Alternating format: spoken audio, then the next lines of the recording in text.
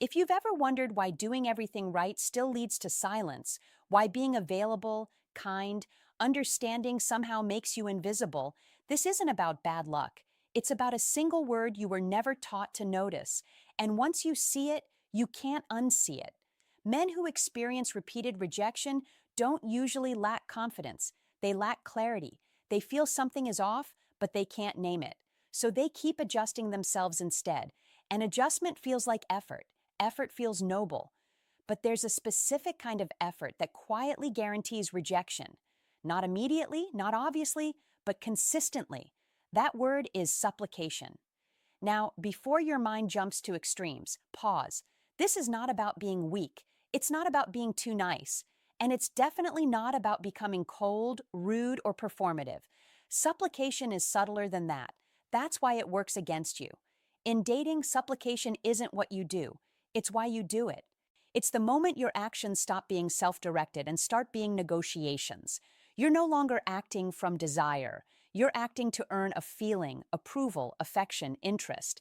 And here's the part most men miss. Women feel that shift instantly, not consciously, biologically, but we'll come back to that. First, I want you to notice something uncomfortable. Men who constantly explain themselves. Men who soften their opinions before anyone reacts.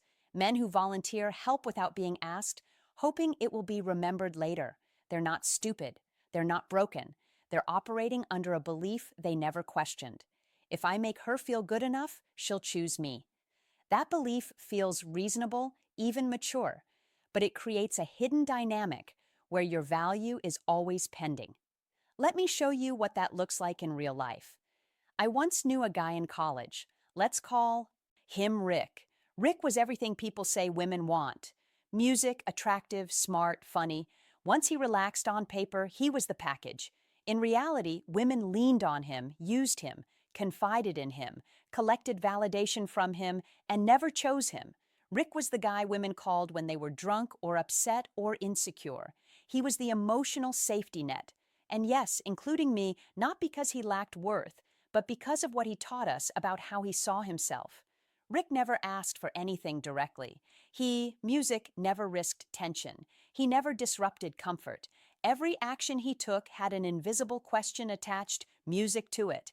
Is this enough yet? And once a woman senses that question, the dynamic is already decided. But here's the part that changes how you see everything.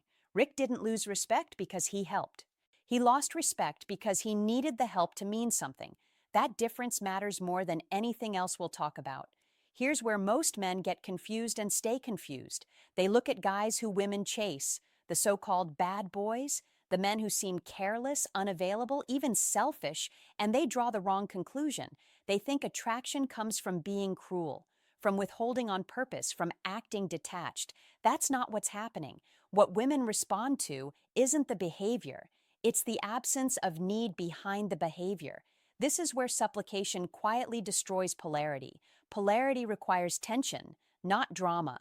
Tension, the kind that comes from two people standing on their own ground. The moment your actions are designed to manage her emotional response, you collapse that tension. You stop being a presence. You become a service. And services don't get desired. They get evaluated. This is why women will say, "He's such a great guy. I just don't feel it." Nothing is missing on the surface, but something essential is gone underneath. Now, this part matters. So, slow down. Supplication isn't visible confidence versus insecurity. It's direction. Men who supplicate move toward approval. Men who don't move from intention. That difference changes how every action lands. When a man says yes to everything, he's not generous. He's signaling that his time has no internal structure. When he avoids disagreement, he's not peaceful. He's communicating that his identity is negotiable. And women don't trust men whose identities move too easily. Not because they want dominance, but because instability feels unsafe. This is why nice guys so often become emotional dumping grounds. They offer comfort without cost, attention without boundaries, energy without direction. And here's the twist. Most men never see. The woman isn't exploiting him. She's responding to the role he unconsciously assigned himself. Once a man positions himself as support instead of signal, the attraction channel shuts down. Not out of cruelty, out of biology. Attraction responds to self-sourced behavior, not behavior offered in exchange. And this is where your perspective needs to shift. The men women chase aren't chasing women. They're chasing alignment with themselves. They don't say, "How can I make her want me?" They move as if wanting is already mutual or irrelevant. That's not arrogance, that's internal orientation. And when a man operates from that place, something subtle happens. His actions stop asking for permission, which is why even when he's flawed, he feels solid. Here's the moment where things quietly flip. Most men think the solution to rejection is doing something differently. Different texts, different timing, different tactics. But supplication doesn't live in tactics. It lives in assumption. The assumption that attraction must be created instead of revealed. Men who fall into supplication believe desire is fragile, that it needs careful handling, that one wrong move could cost them everything.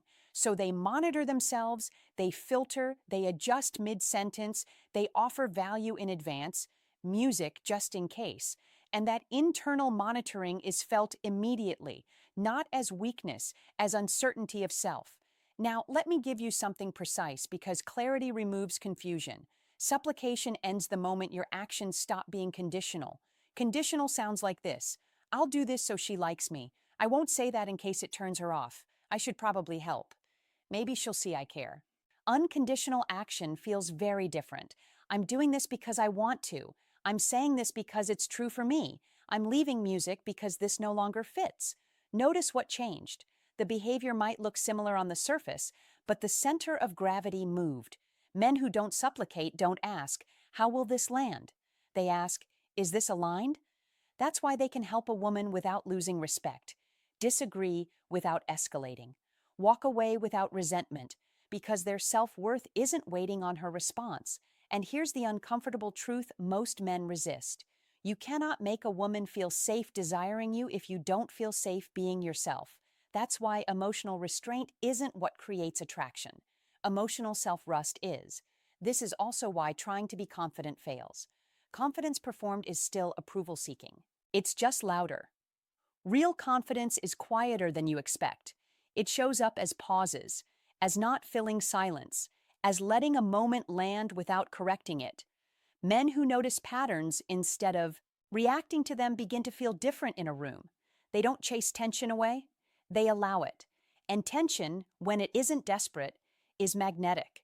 Now, before you try to apply this, there's one last trap you need to see. Because many men stop supplicating externally but keep doing it internally. They stop the favors, but they still hope. They still wait. They still calculate outcomes. And women feel that too. Here's the shift. And it's quieter than you expect. Supplication doesn't disappear when you decide to be different. It disappears when you stop assuming you're trying to win something. Most men walk into interactions carrying an invisible question. Am I being received well? That question bends everything. Your tone, your timing, your posture. And the mind thinks that question is humility.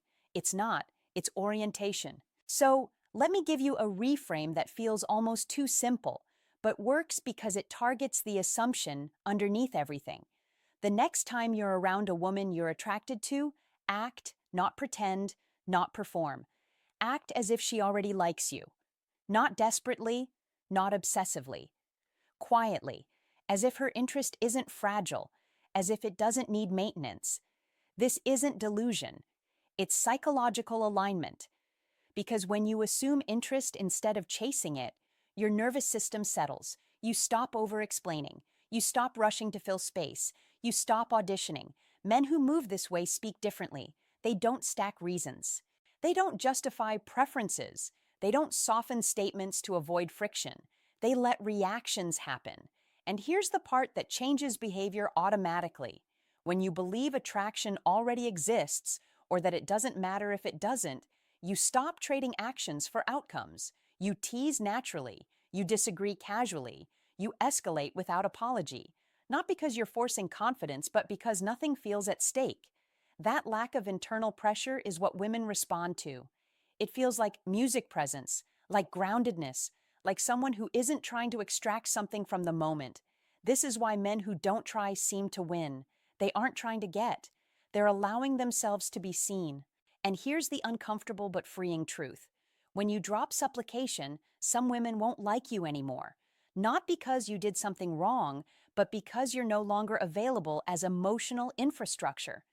That's not loss, that's sorting. Men who understand this stop measuring success by approval and start measuring it by alignment. They notice when effort is mutual. They notice when interest flows both ways, and they don't chase clarity from confusion. Here's what changes when supplication is gone for good. You stop asking yourself whether you're being chosen and start noticing whether you are choosing. That single reversal rewires everything.